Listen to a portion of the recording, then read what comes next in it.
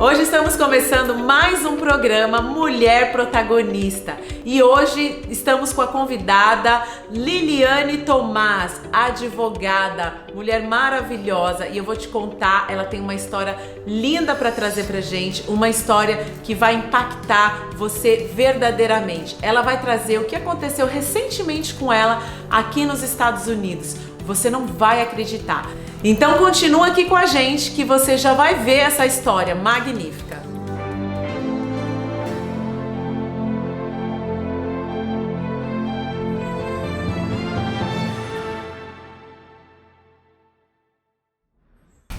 Hoje estamos aqui com a nossa convidada especial, maravilhosa, poderosa mulher aqui, Liliane Tomás. Liliane é advogada, sócia do escritório de advocacia Aguiar e Thomas Advogados Associados. Liliane também é diretora da Justiça Humanitária Social aqui nos Estados Unidos e diretora financeira. Essa mulher poderosa aqui também é palestrante, apresentadora de TV e faz palestras aqui nos Estados Unidos para brasileiros e latinos sobre abuso de vulneráveis, violência doméstica e tráfego humano. Liliane, muito obrigada por estar aqui no nosso programa hoje. Tenho certeza que nosso público vai adorar o que você vai trazer pra gente hoje. Então eu gostaria de saber um pouquinho sobre a sua história. Por que você se tornou advogada? Por que você faz o que você faz? Há quanto tempo você está aqui nos Estados Unidos? Conta aqui pra gente. Obrigada Fabiana, pelo convite. É uma honra estar aqui no seu programa e falar um pouquinho da minha história. Bom, eu realmente sempre tive assim, inerente à minha personalidade a questão de defender os direitos das pessoas. E é por essa questão que, particularmente, eu resolvi ir para a área do direito. Mas a gente, para descobrir a nossa vocação, com certeza as experiências que nós passamos na vida, elas são determinantes para essas escolhas, sem dúvida alguma. E no meu caso não foi diferente. Eu vi minha mãe sofrer violência doméstica em casa, né, quando eu tinha 9 anos. E aquilo ali, ela causou vários resultados, teve várias consequências na minha vida. Uma delas, certamente, foi a escolha da advocacia, para que eu não pudesse permitir que outras mulheres passassem, outras crianças passassem por aquilo. E que eu pudesse orientar para que tivesse, por exemplo, um desenrolar talvez menos traumático do que o que a minha mãe teve, do que o que meus irmãos tiveram, e até eu mesma, né? Então, quando a gente tem conhecimento e sabe como agir, foi até interessante, porque essa violência que a minha mãe sofreu, ela não era uma coisa que vinha crescendo, né? Diferente de muitos casos, pelo menos na minha percepção daquele momento, eu me remeto à minha memória da época. Quantos anos você tinha? Eu tinha 9. Eu realmente consigo me recordar que é como se na minha cabeça fosse de uma hora para outra, porque eu tinha até os 9 anos uma família na minha cabeça super equilibrada, o meu pai e minha mãe super felizes. Nós éramos daquelas famílias que íamos pra fazenda, né, todas as férias, entendeu? Todo mundo junto. Então essa é a recordação que eu tenho familiar, assim, de muita união. E de uma hora para outra a coisa, ela realmente entrou num loop que não deu mais para continuar. E a cena que me marca até hoje foi quando a minha mãe entrou no meu quarto de madrugada, me acordando, filha, abre a porta. Eu abri, ela falou assim, seu pai quer me bater. Uau, forte, hein? E uma aí, menina de 9 anos, podem imaginar, gente? E o desespero era tanto porque para uma mãe ter que pedir ajuda para uma criança de 9, exatamente, é porque o desespero estava muito grande. Então eu não me esqueço, por exemplo, da expressão dela, do olhar, né? E do meu pai também, porque meu pai entrou logo em seguida e ele falou, não, filha, a sua mãe tá brincando. Eu não quero fazer isso. Só que eu peguei um copo de uísque que estava na mão dele, com 9 anos, e joguei nele. Eu tive esse impulso, essa reação.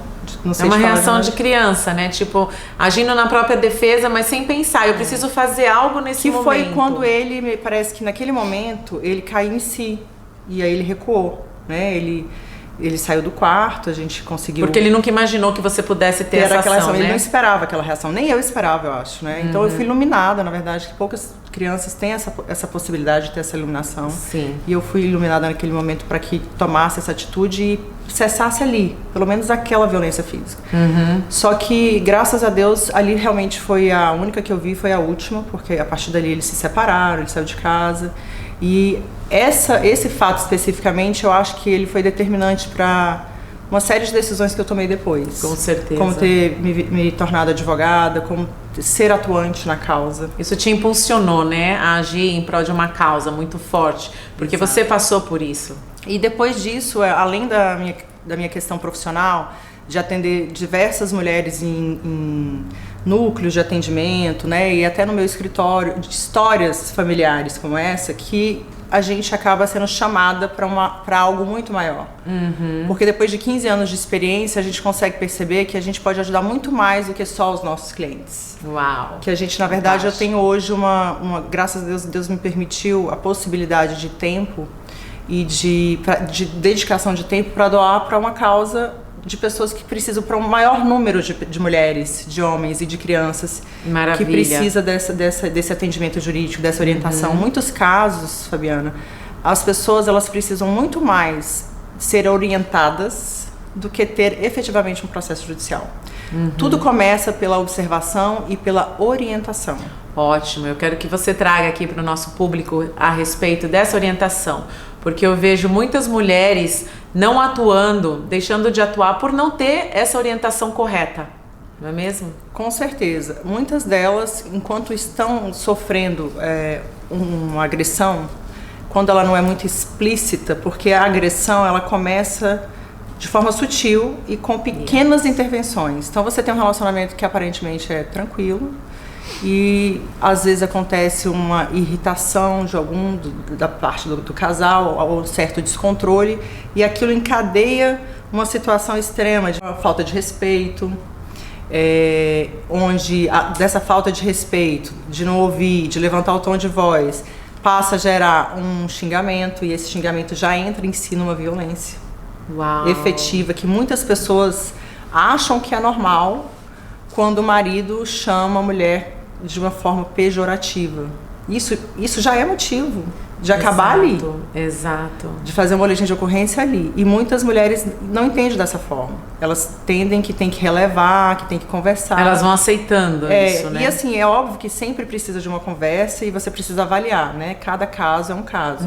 Mas a questão é a necessidade da mulher, ela conversar e falar até onde pode ir, até onde não pode. Então, no primeiro indício de desrespeito, você deve chegar para o seu parceiro, o seu companheiro, o seu namorado, independentemente da idade que você tem, independentemente se você é casado, independentemente se a relação é matrimonial, porque pode ser de amizade entre homem e mulher. Quando acontece algum fato... Só um minuto, é bom posicionar. A gente está falando aqui não só do abuso em marido e mulher, de uma forma geral. De uma forma geral. Mulher, de gênero, né? Um abuso de gênero. Então, no trabalho, entendeu? Às vezes você está no trabalho e alguém, naquele momento, te desrespeita numa reunião, ou te chama de certo nome ali. Então, você tem que ser claro ali naquele momento que você não aceita aquele comportamento. Se posicionar, né? Que você não aceita aquele comportamento, você tem que deixar claro que aquele comportamento está errado.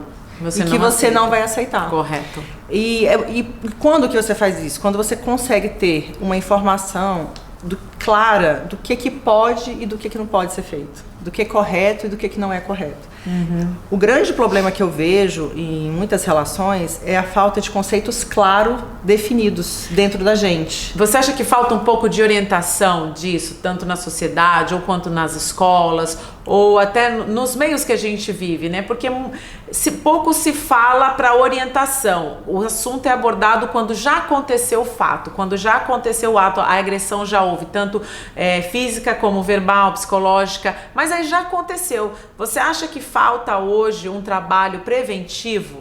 Com certeza. Eu acho que tem que ter uma educação justamente em relação a esses conceitos, para que eles fiquem claros. Por que é importante isso? Porque é cultural, não só no Brasil, mas no mundo, a questão da desigualdade de gênero, né? Desde 450 a.C., se você for parar para pensar, o homem sempre teve um posicionamento na sociedade mais forte do que a mulher. No sentido de ser mantenedor, de ser o chefe de família, provedor, né? O provedor. Então a gente precisa conversar sobre isso, nós precisamos falar, porque a gente precisa mudar as consequências de uma cultura errada lá atrás em relação a isso. Por isso que nós precisamos Porque é o que eu tô falando, por que muitas coisas acontecem e as pessoas não têm noção que aquilo é errado? Por uma questão cultural. Porque a mãe passou por isso, não falou para a filha que isso era errado, ou então ela não parou ali e falou assim, você não vai aceitar.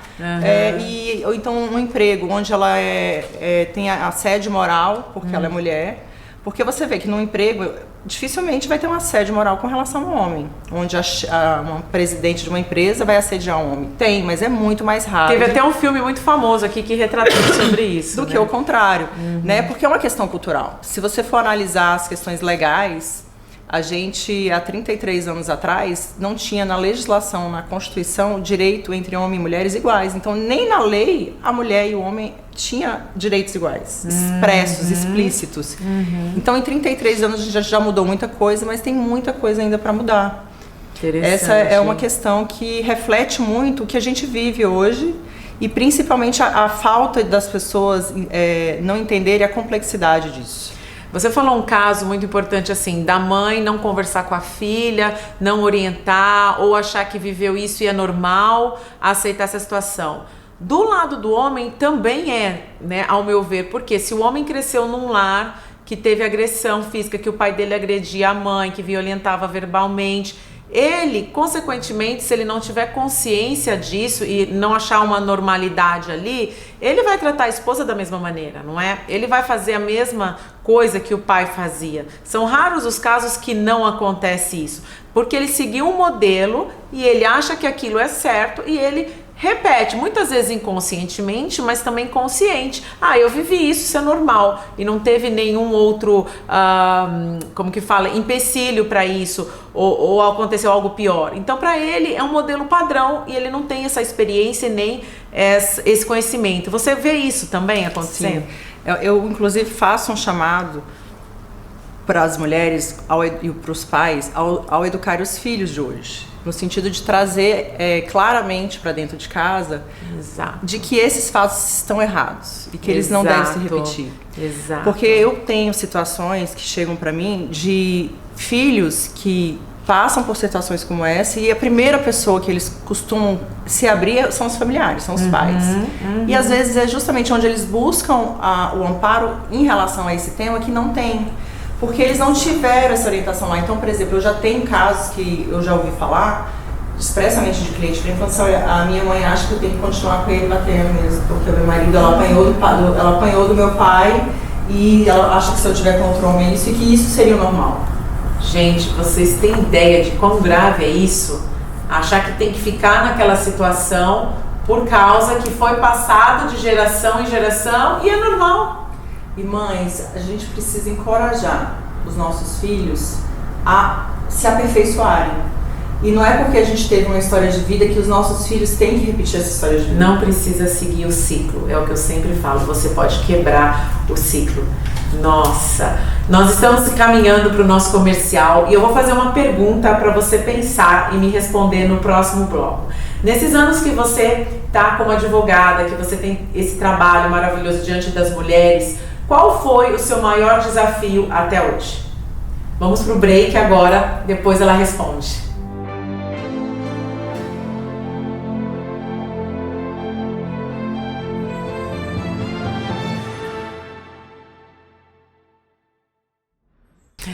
Voltamos entrevistando nossa convidada super especial hoje, Liliane Tomás, nossa advogada aqui falando sobre abuso doméstico, sobre tráfico humano. E ela vai responder a pergunta que eu fiz no primeiro bloco. Qual foi o seu maior desafio até hoje nessa caminhada? Conta pra gente.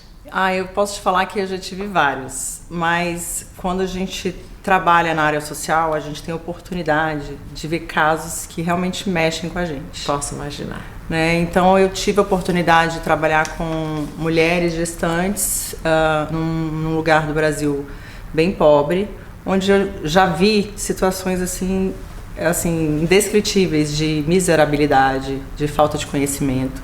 E isso tudo chama a gente para propósitos maiores, para responsabilidade diante da sociedade muito maior. Sim. Mas com certeza isso é uma coisa que a gente consegue ver com muita pobreza, infelizmente, a situação de falta de orientação, falta de estudo, falta até de oportunidade, a gente consegue ver isso através da televisão. Mas tem situações que estão invisíveis aos olhos da população comum, que é, por exemplo, em relação à crueldade que acontece com o tráfico humano, com coisas que não é teletransmitido, que não está no YouTube, que não está nas redes sociais. Exato. E que a gente ouve falar e a gente acha que aquelas histórias são fictícias, que não é possível que elas existam. São tão absurdas que você não acredita que são reais, não? E que a gente imagina, inclusive, que esteja muito longe da gente. Uau. Né? Mas, na verdade, não. E um dos fatos que até recentemente mexeu muito comigo, que eu poderia te falar, porque tem vários, vou te falar do mais recente, tá. Que mexeu muito, apesar de ter sido recente, que apesar de eu ter essa experiência de 15 anos na advocacia, de ter trabalhado em trabalhos voluntários e ter visto situações realmente assim muito difíceis, eu acho que nada chegou perto do que eu vi com os meus olhos em relação a essa última. Uau, tô curiosa, gente. E você aí? Essa última vítima, eu estava num salão de beleza, inclusive eu estava trabalhando, passando e-mails enquanto estava fazendo meu cabelo, e num lugar de classe média alta nos Estados Unidos, onde é um lugar longe de qualquer suspeita que poderia acontecer alguma situação em relação a tráfico. Uau, então foi aqui nos Estados Unidos, foi não aqui foi no nos Brasil. Estados Unidos, tá. Não foi no Brasil. E a gente começou, eu comecei a ver um murmurinho e tal, houve um sentido assim de verificar que tinha uma pessoa que estava acompanhada de um homem mais velho e que ela não tinha poder de fala. Então chegou esse casal, uma mulher mais jovem, um homem bem mais velho do que ela, onde ela não falava, ele que chegou falando, se fazia o cabelo assim assado, explicando como é que teria que ser o cabelo dela. Uau. Perguntando quanto tempo queria demorar, e após a dona do salão falar quanto tempo demoraria, ele falou: eu vou aguardar. E você estava no salão fazendo seu cabelo? 5 horas ela falou que ia demorar aquele procedimento. Um homem falou que ia ficar no salão 5 horas esperando uma mulher arrumar o cabelo. Gente, é de duvidar isso. E seu marido faz isso? Porque o meu não faz. Exatamente aonde chamou atenção. Não é comum, nunca vi, pra falar a verdade, um homem que ficasse 5 horas esperando alguém terminar de fazer o cabelo. Eu também não. Porque até a pessoa que tá fazendo ali, que tá fazendo alguma coisa, que vê o tempo passar mais rápido, já é muito difícil ficar esse tempo todo no salão. Exato. Né? Quem dirá pra um homem. E isso chamou muita atenção da gente, e aí a gente começou a observar mais. Especificamente a dona do salão e uma outra cliente que estava fazendo, e uma das atendentes, a ajudante da cabeleireira, falou, percebeu que ela tinha um leve roxo aqui e que ela tinha uma marca de queima de cigarro na perna. Uau. E aí foram aqueles alertas, né? O primeiro fato foi esse, o segundo foi as características físicas. E ela estava quieta, ela não falava nada, ela não conversava com ninguém. Aí eu comecei a reparar aquele movimento no salão. E aí eu comecei a reparar, um dado momento eu olhei pra ela, sem que ela me visse, né, a vítima, e verifiquei que ela estava querendo chorar e segurando o choro, fazendo o cabelo e com essa expressão. Aí eu já achei muito estranho. Olha a importância. Aí a dona do salão, junto com uma outra cliente, foi atrás e conseguiram ligar para a polícia. A polícia veio. Quando a polícia veio, a vítima se assustou porque ela não pediu ajuda, né? Ela não esperava por aquilo. E quando a polícia veio, tentou conversar com ela, começou a perguntar para o homem o que ele era dela, o que ele era e o que ele estava fazendo ali, e começou a fazer questionamentos para ela e para ele. Ela não falava nada, ela falava que não entendia. Ela não entendia nada e ela falava... É o medo, né? O medo. Você via, né, que ela estava em pânico. E ele falou que ele era apenas Uber. Ah, um Uber que espera você no cabeleireiro 5 horas. Gente, fala a verdade. Acontece que quando perguntaram pra ele, já que você é Uber, você pode informar onde você buscou ela? Ele falou, não me lembro. Gente, e aí? E aí ela não conseguia falar de forma alguma e ninguém tinha coragem de falar com ela. Foi onde eu entrei. Devido à profissão e devido à causa que eu carrego já há algum tempo, eu chamei ela.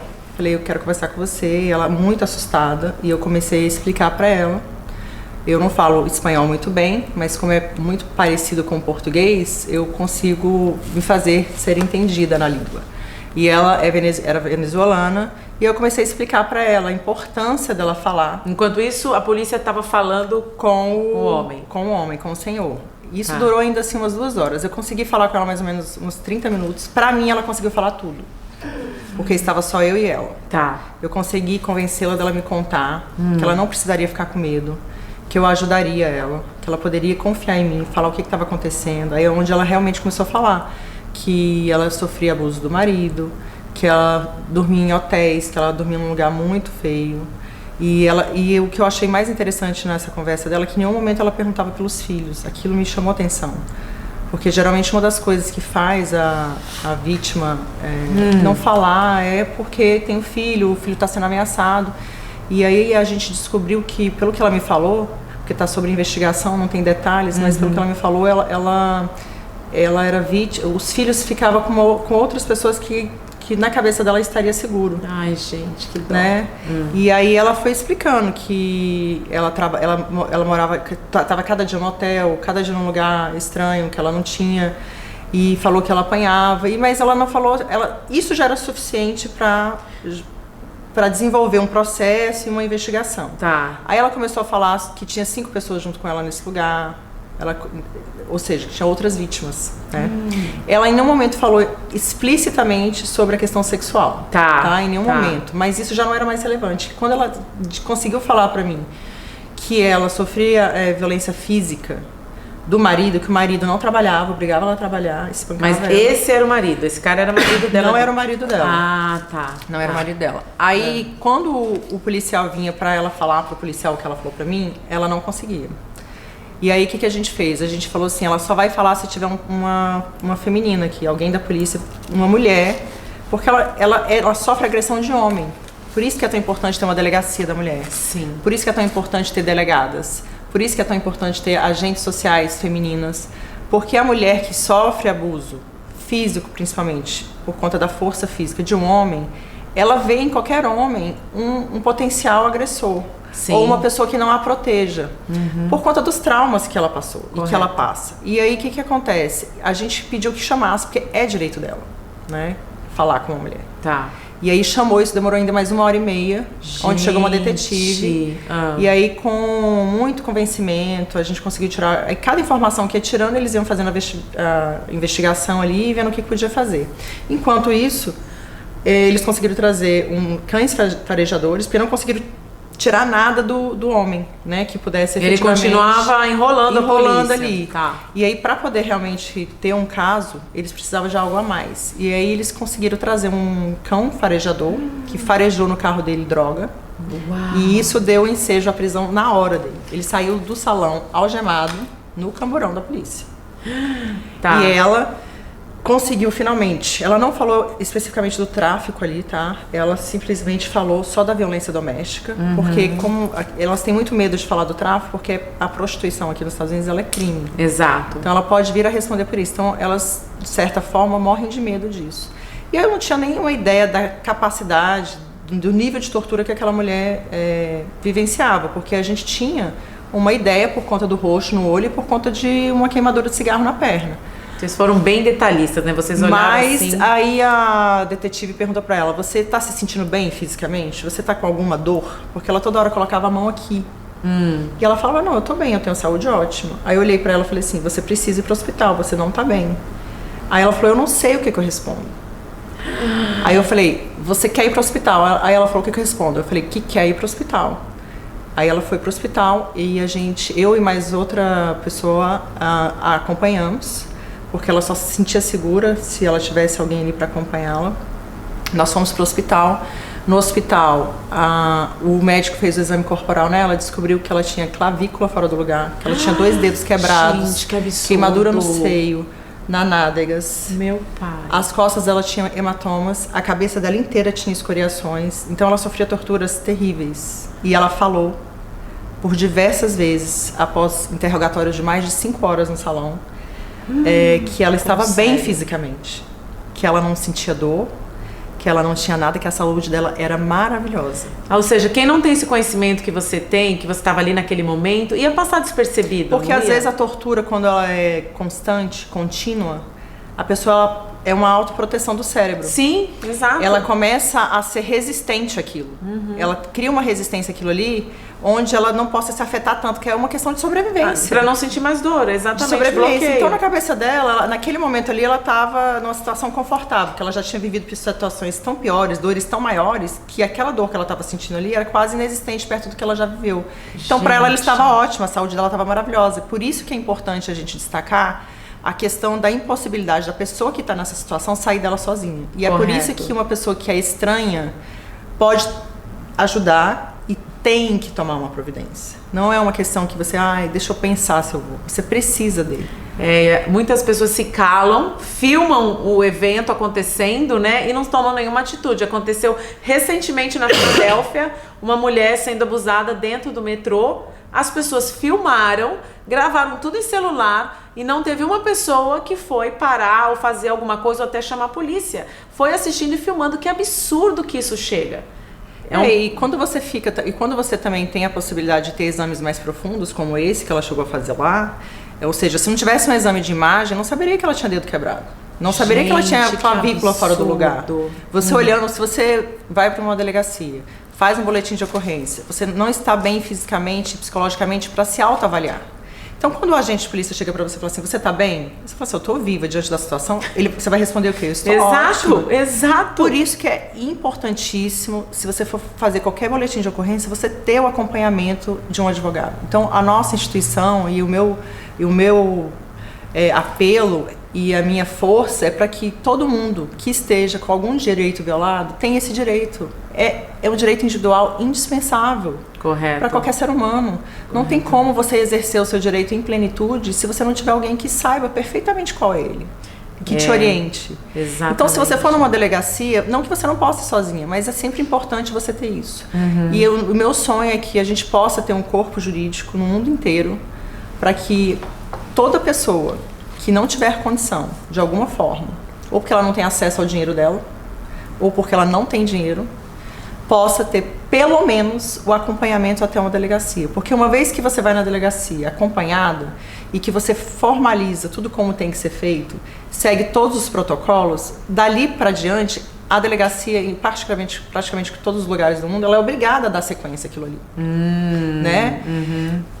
E aí é importante isso, que as pessoas tenham isso em mente, porque tem casos, Fabiana, que a pessoa, principalmente imigrante brasileiro ou latino, ou qualquer outro, né, nacionalidade, ela vai numa delegacia para fazer o boletim de ocorrência e eles não fazem. Isso é ilegal.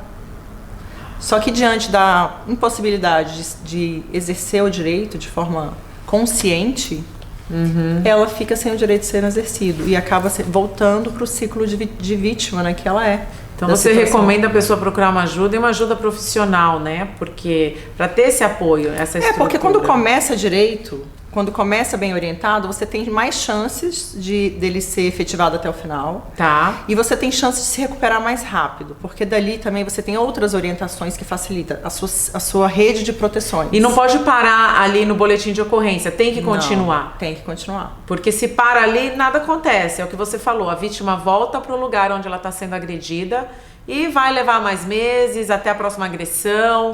Porque normalmente o agressor, ele não muda assim do dia pra noite. Ele não vai parar a agressão, né? Precisa de tratamento psicológico, como é uma doença. Exato. É uma doença em vários aspectos, psicológico, até cultural, às vezes, da família, e às vezes ele é vítima também de violência. O próprio homem, às vezes, veio de uma família... Sim, foi o que eu falei. Vítima de violência. Exato. Então, assim, tem vários motes, tem várias causas. Tem. O fato é que, para a mulher, ela tem que entender que, às vezes, ela fica com dó. Eu vou fazer ele responder, mas você tem que entender que você está salvando a vida dele. Ele é pai dos meus filhos, você tá salvando, ele provém tudo na casa, né? Ele provê tudo na casa. E aí ela fica com dó. Exatamente. Como lidar com isso? É bom você falar sobre isso, porque tem muitas mulheres que têm dó, mesmo sofrendo calada, sendo abusadas psicologicamente e fisicamente, tem dó de denunciar. Como que fica isso? Eu costumo dar alguns exemplos práticos. É igual a criança, quando a gente é mãe, seja a criança feminina, menino ou menina, que quando ele vai lá, porque é criança, às vezes ele pega um brinquedo de um amigo, ele não sabe que é do amigo, ele está aprendendo conceitos, é uma criança. Quantas vezes você já não viu criança que às vezes pega o brinquedo de outra e não sabe, né? Assim, se é dele ou se não é, só pega. Exato. E o seu papel ali é falar assim, eu tenho que reprimir, eu tenho que repreender, eu tenho que educar. Para você cessar ali e mostrar que está errado. É a mesma coisa quando a gente fica adulto. Então, o homem, quando a mulher realmente gosta e quer dar chance dele ser uma pessoa melhor e de tirar e de quebrar o ciclo na vida dele também ruim, ela precisa fazer isso não só por ela, mas por ele também. Exato. Porque ali você dá a oportunidade para o homem dele responder e refletir sobre aquilo. Enquanto ele não tem alguma coisa que obrigue ele a refletir, porque às vezes ele não reflete por livre e espontânea vontade. Ele vai refletir quando dói, quando ele fala assim, epa, machucou em mim, então eu vou ter que parar, que isso não tá fazendo bem pra mim. Porque ele vai responder, ele vai ter que pagar advogado, às vezes vai ficar preso, vai ter que pagar fiança. Então essa dor causada a ele faz ele refletir, mas salva ele. Faz com que ele tenha uma outra chance de se tornar uma pessoa melhor e de até ter uma outra vida, mesmo que não seja com ela. Pode até ter caso de ser com ela, de ainda dá tempo. De ainda dá tempo de mas recuperar. Mas às vezes não dá com ela, mas dá com uma outra. Para que o Exato. ciclo quebre e os dois sejam felizes. Exato. Porque é melhor você ser individualmente infeliz do que um casal, os dois tristes, os dois passando por uma situação ruim. Exato, e vivendo Então eu agressão. costumo falar que se você ama, tem amor próprio e tem amor por ele, você deve fazer isso. Por amor. Com certeza. Não é porque você quer uma vingança, é porque você quer dar uma segunda chance. Perfeito. Amor próprio, né? Amor a si mesma, né? E amor a ele também, amor pelos seus filhos também, porque às vezes ela acha que está protegendo os filhos e está prejudicando, porque essas crianças vão crescer com traumas. Traumas que vão refletir nos relacionamentos delas, que vão refletir na fase adulta, e é muito grave isso, tá? Maravilha, adorei sua história. A gente está encaminhando já está caminhando para o fim. E eu gostaria de fazer um joguinho rápido com você aqui, pode ser? Pode. Então tá bom. Eu vou falar 3 palavrinhas para você e eu gostaria que você me respondesse no máximo em 2 palavras. Tá bom. Bora lá? Bora. Pronta? Deus. Inteligência suprema. Uau. Mulher. Potencial intelectual desperdiçado no mundo atualmente. Sucesso. Uma ilusão. Por quê? Porque o sucesso é quando o outro não vê. Porque você sente ele através do seu bem-estar próprio. O sucesso, ele é descrito, ele é visto por fora e muitas pessoas morrem de depressão, por exemplo, e você olha para aquela pessoa pelas redes sociais, pela televisão, você fala assim, eu queria ter a vida daquela pessoa, porque você acha que é um sucesso. Excelente. E na verdade o sucesso você não vê. Então quando você fala que o sucesso é aquilo, é uma mentira, porque o sucesso a gente não vê. O sucesso ele é um sentimento interior de bem-estar e que ele é intransferível. Perfeito, porque eu tô falando que isso já é assunto do próximo programa. O que ela vai trazer aqui no próximo programa é referente a isso. Anotem aí. Adorei essa resposta, principalmente com relação ao que você vê, o que você fala sobre sucesso, e isso dá pauta para o nosso próximo programa. Obrigada, Liliana. Eu tenho certeza que o nosso público aqui amou essa conversa. Eu que agradeço. E você é bem-vinda aqui novamente. Obrigada. Obrigada, viu? Obrigada, gente.